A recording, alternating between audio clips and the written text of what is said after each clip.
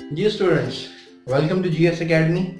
और आज जो है हम आपको बायोडाइवर्सिटी के बारे में जो है वो बताने की कोशिश करेंगे और समझाएंगे कि बायोडाइवर्सिटी क्या होती है।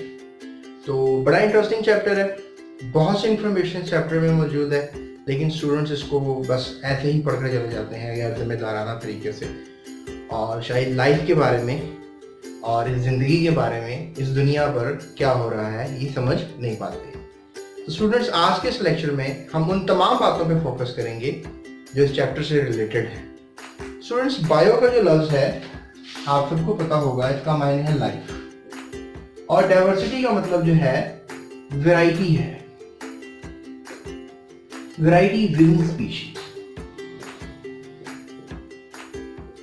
जैसे आप देख सकते हो कि अगर हम सिर्फ इंसानों की ही बात करें, ह्यूमंस की बात करें, तो हम में भी वैरायटी मौजूद है। कोई ऑस्ट्रेलियन है, कोई वेस्ट इंडीजियन है, अमेरिकन है, यूरोपियन है, एशियन है। तो बहुत से इंसान वैरायटी रखते हैं। जैसे हम बायोलॉजिकली एक स्पीशी हैं जिनका नाम है होमो सैपियंस। तो we have also a kind of biodiversity. अब जो इसका असल मायने आपको मैं बताना चाहूँगा वो ये है फैलाव, यानी कि बहुत ज़्यादा ऑर्गेनिज्म जो हैं इस दुनिया में फैले हुए हैं। तो वो ज़िंदगी के फैलाव को आप बायोडाइवर्सिटी कह सकते हो, लेकिन ये फैलाव वैरायटी क्रिएट कर रहा है और इसके बहुत से फ़ायदे भी हैं जो हम चैप्टर के अगले सेक्शन में जाकर आपसे बात करेंगे। स्टूडेंट्स, आपने जो है इस चैप्टर को फोकस करना है किसी लिहाज से। अब वो फोकसिंग पॉइंट्स क्या हैं, यानी इस चैप्टर से आने वाले क्वेश्चंस क्या इंपॉर्टेंट हैं, वो हमने इसको सबसे ज़्यादा स्टडी करना है। तो लिहाजा मेरे इस चैप्टर में जितने भी आगे वीडियोस हैं उनको ज़रूर देखें और क्वेश्चंस पर बखूबी गौर करें, ताकि आपका बायोलॉजी का पेपर बेहतरीन हो जाए, अच्छा हो जाए। सो चलते हैं अपने पहले फोकसिंग पॉइंट्स की तरफ। तकरीबन 10 million types of organisms, kind of organism जो है वो इस दुनिया में रहते हैं, और उसमें से सिर्फ 1/3, यानी अगर 10 मिलियन काइंड्स एग्जिस्ट करती हैं, 10 मिलियन काइंड्स, तो उसमें से सिर्फ 1/3 जो कि बन जाता है 10 मिलियन का, आप लगा लें 1/3 क्या होगा, समथिंग लाइक 3 मिलियन। इनको अभी हम सिर्फ स्टडी कर चुके हैं, 3 मिलियन कह लें या something like more than 3 million, और इनको हम अपनी बुक्स में रजिस्टर्ड कर चुके हैं। बाकी ऑर्गेनिजम्स के बारे में तो अभी जानना बाकी है। मेरे ख्याल में वो आप बायोलॉजिस्ट हैं जो इनके बारे में मजीद जान सकते हैं, डिस्कवरीज कर सकते हैं। ये आप पे डिपेंड करता है कि आप बायोलॉजी के कौन से प्रोफेशन को चूज करते हैं। अगर रिसर्च को चूज करेंगे तो जिंदगी बड़े मजे की गुजरेगी और इल्म में इजाफा होता चला जाएगा। दूसरा पॉइंट जिस पर हम फोकस कर सकते हैं कि ये जानदार हैं, इनमें सब में कोई ना कोई खासियत है, सिमिलर कैरेक्टर्स हैं। तो हम ये बायोडाइवर्सिटी के चैप्टर में जानेंगे कि इन सब में कौन कौन से सिमिलर कैरेक्टर्स हैं। इसके अलावा हम 5 बड़े ग्रुप्स के बारे में इस चैप्टर में पढ़ेंगे, जिनमें एनिमल्स, जिनमें प्लांट्स, जिनमें फंगस, जिनमें प्रोटिस्ट। स्टूडेंट, ये आपने पहले भी सुना होगा, प्रोटिस्ट जो है ये 3 किस्म के जानदार हैं, जिनमें आप एल्गे, जिनमें आप प्रोटोजोन्स, और जिनमें आप fungi like, not fungi, fungi like, इस किस्म के जानदार को स्टडी करते हैं। ये 3 किस्म के जानदार अगर आप स्टडी करते हैं तो you are working with the group of protists, जिन्हें हम प्रोटिस्टा जानदार भी कहते हैं।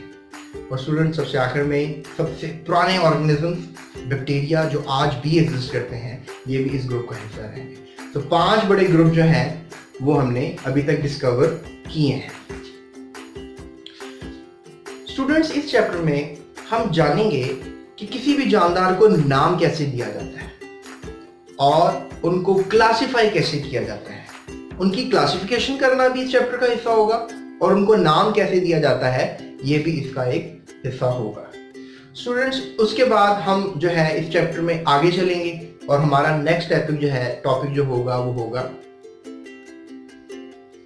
बायोडाइवर्सिटी।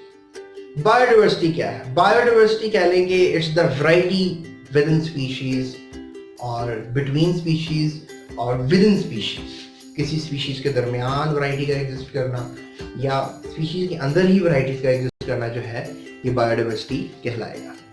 स्टूडेंट्स, इसके बाद जो है हम बहुत से पॉइंट्स के ऊपर जो है वो फोकस करेंगे, जिनमें दो लफ्ज हैं, flora and fauna. Flora and fauna. Students, flora plants को कहा जाता है, ये अपने लफ्ज को दिमाग में बैठा लें, और फाना एनिमल्स को कहा जाता है। यानी इस चैप्टर में हम फ्लोरा और फाना के बारे में पढ़ेंगे, ज़्यादातर ये डिस्कशन होगी कि फ्लोरा और फाना क्या होता है। इसके बाद हम कुछ मजीद टॉपिक्स के बारे में आपको जानना चाहिए, समझना चाहिए। स्टूडेंट्स, इस चैप्टर में हम और समझेंगे अबाउट रीजन्स। स्टूडेंट्स, रीजन्स जो हैं वो 3 किस्म के फिलहाल मैं आपको बताऊंगा। आप जो बड़ी क्लासों में जाओगे तो हम ज़्यादा रीजन्स के बारे में स्टडी करेंगे, जिसमें मैं आपको बताऊंगा टेम्परेट रीजन्स, जिसके बारे में आपको बताऊंगा मैं ट्रॉपिकल रीजन्स, ट्रॉपिकल रीजन्स और पोलर रीजन्स। टेम्परेट रीजन्स जिनका टेम्परेचर मॉडरेट होता है, जिस तरह आप इस वक्त, जिस तरह हम ये जो लाहौर, सिंध, बलोचिस्तान, ये सब जो शहर हैं ये टेम्परेट जोन में आते हैं। इसके अलावा ट्रॉपिकल लैंड जो है they exist on the upper side, जिसमें आप कह लो वी हैव माउंटेनियस एरियाज जहाँ पे जंगलात भी काफ़ी ज़्यादा होते हैं। और उसके बाद पोलर रीजन्स का आपको अंदाज़ा होगा, जो अर्थ के पोल्स हैं, ठीक है, the poles of earth, these are the poles, these are the poles. यहाँ के जो रीजन्स हैं they are basically the polar regions. यहाँ पे शायद जानदार बहुत कम एग्जिस्ट करते हैं। क्या आपने कभी सोचा है कि आज जो बायोडाइवर्सिटी इस पूरी दुनिया में पाई जाती है ये कितने सालों का नतीजा है? यानी आज मैं, आप सब, ये जानदार, ये इतने ज़्यादा मिलते हैं, पाए जाते हैं, आखिर इतने चेंजिंग आने में कितना साल या कितना अरसा लगा होगा? तो स्टूडेंट्स, इसको लग गए हैं 4 बिलियन साल। सो 4 बिलियन ईयर्स ऑफ एवोल्यूशन की मदद से आज हम इतनी बायोडाइवर्सिटी देख रहे हैं, जिसमें हम 10 million of kinds of organisms को जानते हैं। मतलब जानते तो हम थोड़ों को हैं, लेकिन हमारी सोच ये है कि तकरीबन 10 मिलियन काइंड्स ऑफ ऑर्गेनिजम्स रहते हैं। और आई डोंट नो, इनकी तादाद तो ट्रिलियंस में है। आई डोंट नो, बहुत ज़्यादा जानदार हैं, वो एग्जिस्ट करते हैं। फिर अब अगला क्वेश्चन जो दिमाग में आता है कि आखिर ये जो लाइफ हमें नज़र आ रही है इस वक्त, ये कब शुरू हुई होगी? ओरिजिन ऑफ लाइफ कब हुआ? तो साइंसदानों के मुताबिक 600 मिलियन ईयर्स लग गए इसको, यानी 6 बिलियन ईयर्स पहले लाइफ शुरू हो गई थी। 4 बिलियन ईयर्स के अंदर ये डाइवर्सिटी आई है, यानी यू कैन से कि आज से 4 बिलियन साल पहले सब लाइफ तो थी, लेकिन किस शक्ल में थी? 4 बिलियन साल तो डाइवर्सिटी में लगे, लेकिन 2 बिलियन साल क्या होता रहा जमीन पे?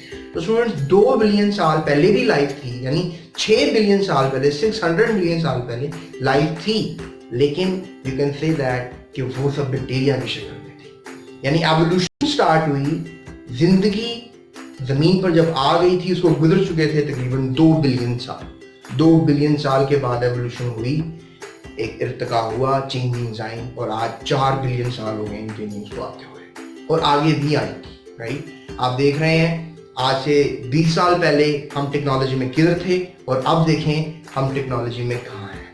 आज हम यहाँ पर बैठे आपके साथ बात कर रहे हैं, आपको सिखा रहे हैं, लेकिन पहले हम मजबूर थे कि हम आपको क्लास में बुलाएं और वहाँ पर आपको सिखाएं।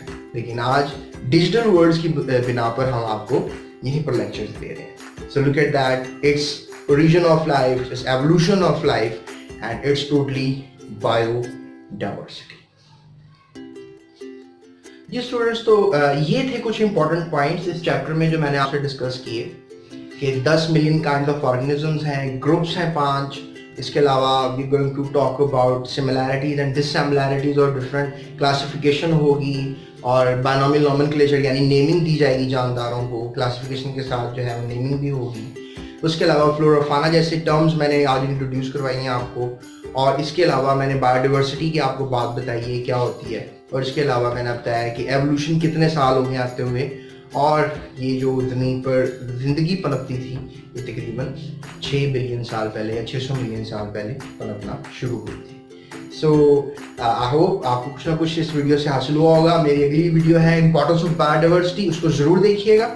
और अगर आप मेरी मजीद वीडियोस देखना चाहते हैं इस वीडियो के अलावा तो प्लेलिस्ट में जाएं, वहाँ से अपना चैप्टर ढूंढें और कोई भी वीडियो मेरी आप देखें। मेरे चैनल को लाइक करें, सब्सक्राइब करें और अपने दोस्तों के साथ शेयर करें, क्योंकि दिए से दिया जलना ज़रूरी है। अगर आपको कुछ इन्फॉर्मेशन मिली है अपने दोस्तों के साथ भी इसको आप शेयर करें। इससे जो है अल्लाह ताला आपकी नॉलेज में और इजाफा करेगा अगर आप दूसरों के लिए हेल्पफुल होंगे। सो आई होप स्टूडेंट्स मैंने आपको इस वीडियो के थ्रू काफ़ी कुछ समझाया होगा। बायोडाइवर्सिटी खत्म नहीं, अभी तो शुरू हुई है। सो अपना बहुत ख्याल रखिएगा। Thank you so much.